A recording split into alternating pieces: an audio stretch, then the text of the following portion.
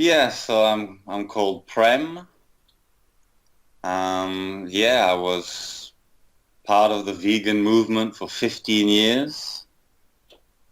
I started quite young, and yeah, that's my introduction. When was it? Um, What year was it? And how did you get into it? so yeah, I mean, I'll start back like when I was 11. I went to a vegetarian school. So before that, I grew up in France. So they have good meat in France. But when I was 11, I went to this spiritual um, vegetarian school in England, in Devon. And yeah, that's where I started. It was not my choice, obviously. It was horrible food. Hmm. We had, it was like tofu and a lot of grains for lunch, for all like the 100 kids. And we had to help prepare it. And we were always complaining, about the food. And yeah, so that's when it started. And then after that school, I was living in a rough neighborhood in London for a year. It was like a fully black neighborhood. I was the only white guy I ever saw. And I was really having a bad diet. I was eating like, junk food, basically. And I got like, I had already had it a lot of my life. I had eczema over half my body. So it was like painful. I couldn't even sleep. It was like kind of bloody eczema. And I also had juvenile arthritis and was told, yeah, there's no cure. You just have to take these creams. Hmm. And that was crap. And then I hadn't seen my father for a few years, and he had been off on this health journey himself, and I flew to America to meet him, to Seattle. And that very day, like, I quit all the junk food. I quit carbohydrates, grains, gluten, sugar, and I went on this alkali diet, which was fronted by this guy called Robert O. Young, and he basically created the alkali movement. And on a side note, I found out he went to prison in the last few years because he was actually like didn't even have a medical license and was just bullshitting people. And he was fined 100 million by this woman who was basically dying after following his program. And yeah, he was all about everything alkali. So it was not only raw, but it was like tofu and just everything alkali, obsessed with alkali. And but the issue is that initially in 1 week all my problems cleared up. So I obviously associated it with that, with what health is, and that was not the reality. The reality is I quit a lot of my allergens, like sugar and carbs, and so all my conditions cleared up, my arthritis, my eczema in 1, 2 weeks. So it was really great initially, and then I moved to Australia when I was 16, and I didn't have a job. And my mom had bought me this raw food cookbook, uncookbook, and it was very new still. There it was about 2003 this time, and there was no one doing it, but it was big in America. And so I started making like raw vegan cakes, and I thought they taste pretty good. And I was already not eating dairy and processed sugar and stuff like that. So I was like, this tastes pretty nice, and I could try and sell them. And to cut a long story short, it blew up. Basically, it was like I was the first raw vegan company in Australia. We had the #1 superfood website in Australia. We were teaching classes in every city, like 1 or 2 a month, with 1 to 200 people fully booked every time. Was making good money. And yeah, this was like a period between 16 to 18, 19. And that's when I went raw vegan, basically. Was pretty much from 15 to 18. So 3 years. And yeah, it was huge. Was really great, in terms of a business. And we were even teaching retreats, some fasting retreats. But what happened is after 3 years, I collapsed. So I had basically chronic fatigue. I couldn't really even walk. I was like in bed all the time. I was very active at the time, like surfing 4 or 5 hours a day. And yeah, this was like a shock at first, like what's going on? I'm the healthiest I could possibly be. I was not like just mindless raw vegan. We were selling superfoods, we were having all the recommended supplements, like cutting edge, everything. And yeah, I collapsed. And this is what's amazing is we came upon Arjuna's Wonder planets at that time. Mm-hmm. So, because I was open, I was never vegan because of the animals. Like, I always felt connected to the animals and nature. Like, but the vegan arguments always sounded like nonsense to me. Nothing to do with an understanding of nature. And yes, we were open, and I wanted it for my health. So my father made me a raw liver smoothie,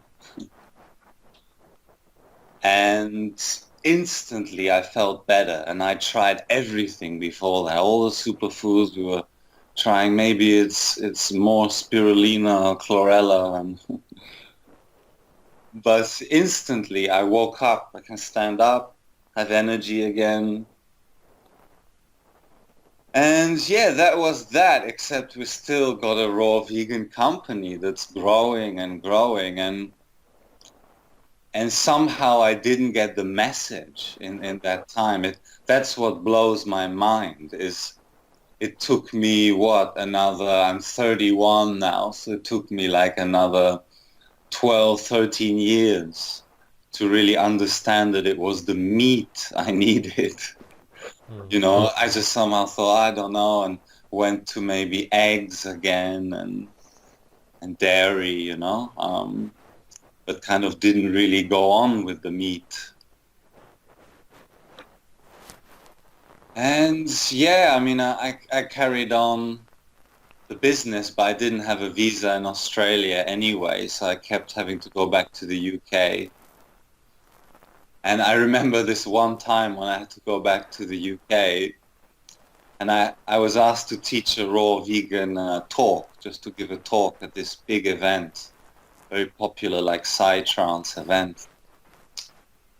And I remember right before the event, I was so hungry that it was 5 minutes before I have to talk. And I ran outside. I ran to a kebab shop. And I bought a kebab. I just ate this kebab and now I felt okay to give this talk. I knew I couldn't even give it. I was so like nervous system twitchy, Mm-hmm. and hungry. And yeah, so I gave this talk and I was like, this is the most hypocritical thing you've ever done, man. Right. But I was like, the justification in my mind was still like, oh no, but it's good for them. It's just me. I needed that. Then I don't know what I was thinking really, but I was thinking, yeah, it helped me, it cured some things and overall it's good. Yes, I just remember that moment, and then yeah, I mean, I carried on the business a little bit, but in the end, I basically lost it because it was under my friend's name. So I basically lost that business, and then yeah, eventually started it again in the UK, but was very different. I was living in a squat, and yeah, I was just making a few chocolates just to like earn a living. Like I've almost never had a 9 to 5 job because it doesn't make sense to me. Mm-hmm. So yeah, I started again square one. Like that business got sold for a good amount of money in different sections, but I got nothing, so I had to start again. And I clearly still hadn't got the message, but I was quite not interested in the whole going vegan message by that point. Like I was just like, hey, I'm good at making sweets and chocolates, so I'm gonna start another business just with some products. And yeah, eventually that grew, and we had a small factory in the UK. And over this time, I was back and forth vegan, vegetarian. So this 12, 13 years after collapsing on veganism. And this is what I want to be clear, like to people, that vegetarianism is still not an option. It's just like a slower death. Mm-hmm. So, you know, I proved that to myself the hard way because I slowly developed much worse conditions than just collapsing without energy, because at least then I was not in pain when I tried to eat something, because over the next 12, 13 years, I developed all sorts of issues. And I was having the last 5 years or so, I was having eggs, raw butter, raw milk, some fish occasionally. But I was so malnourished from the age of 11 and even before that, that it wasn't enough. It simply wasn't enough. The deterioration occurred slowly anyway. And basically, yeah, where it ended up is I was in total pain, whatever I ate, for 3 to 5 hours. It's as if the tubes in my body had shrunk. Like, if you don't mind me being graphic, it's as if like when I took a poo, it's like it couldn't even come out. Like an old person, like who has a shriveling organs and a collapsing digestive system. That's Mm-hmm. what I now feel it was like, because when you're eating just vegetables mainly, you it's not what you're meant to eat. So it's like it's collapsing all your organs. There's no tonifying quality that meat has. It's tonifying to our organs, and yeah, my teeth were rotting, as I've mentioned to you many times before. But you know, and I was depressed. I mean, looking back, I really don't think I would have attempted to commit suicide 2 times by taking a poisonous plant. If I mean, I know I wouldn't have if I was on this diet, because it was such a slow process. You know, many other people you've interviewed, it's like quite a fantastical story, because it's like so quickly, like you were hospitalized. But for me, it was such a slow back and forth process that, you know, I blamed everything but my lack of meat. You know, I Mm-hmm. blamed every type of emotional pain that I've had from young, um, just anything, name it, and I've blamed that as spiritual reasons, this and that. But the reality is, our brain chemistry is controlled by our health, you know, by what we're eating. So, I spent just countless nights, a decade of going to bed at 5 in the morning, searching for the answer, researching New World Order, um, yeah, doing meditation, looking for myself, and it, it was all from a deep pain, which it's not doesn't magically all go away, but it's very impossible to to heal yourself if you're malnourished. Mm. It's very difficult. You mentioned the supplements. Did you also take B12 and all of that? No, I was never into like, I mean, I did at a small time, but I was never that into those like properly chemically made. Like I knew it has to come like, let's say from, algae or Mm-hmm. this kind of stuff. So I took many superfoods, but not like laboratory supplements. Right. I took vitamin D maybe at Mm-hmm. some point. What do you think is the future of veganism? Is there hope? Hope for what? For us, you mean, or Right. for humans? Yeah, Yeah. not for vegan. um, there's absolutely hope, simply by understanding the nature of reality. It's not. There's no hope if you look outside right now in the news and in the government, but you can't change nature. So the more vegans there are, this is the biggest fuel to the raw carnivore movement. Mm-hmm. Like just look at most of the raw carnivores. They were vegan or vegetarian. So it's like it could get a lot worse before it gets, or it could get a lot worse, but at the same time, we're in a day and age when we can create our reality. I want to have my own community, raw carnivore, so there's absolutely hope, but you have to make it yourself. Mm-hmm. Anything else you would like to add? Any special experience? Something you learned from it all? Yeah, I mean, I also just want to say, yeah, the moment when it happened then was just over 4 months ago when the switch happened, and I just reached a breaking point where my teeth were going black, like you can see something there. Mm-hmm. And I was like, this is intrinsically wrong. I'm 31. My teeth are rotting. I cannot digest anything. So how am I going to get better?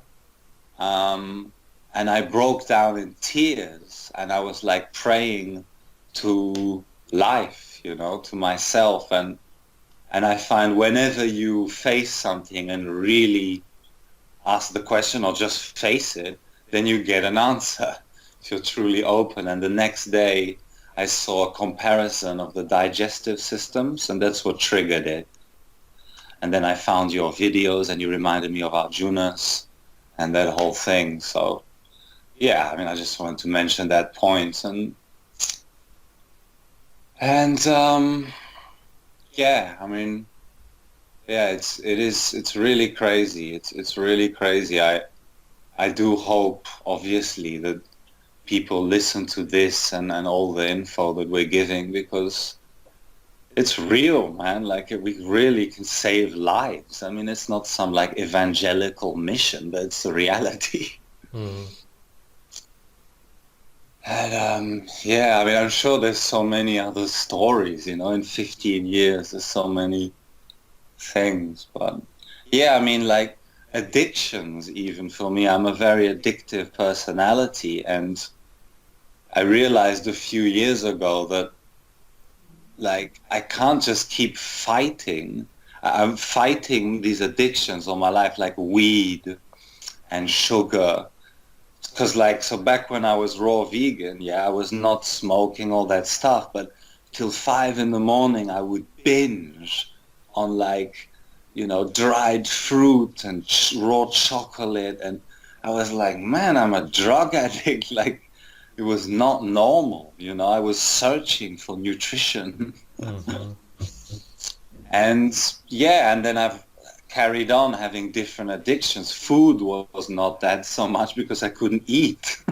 So I was pretty much fasting and then having coffees and joints and to numb my pain. And basically, I haven't even done anything different. I just went carnivore and then went raw carnivore.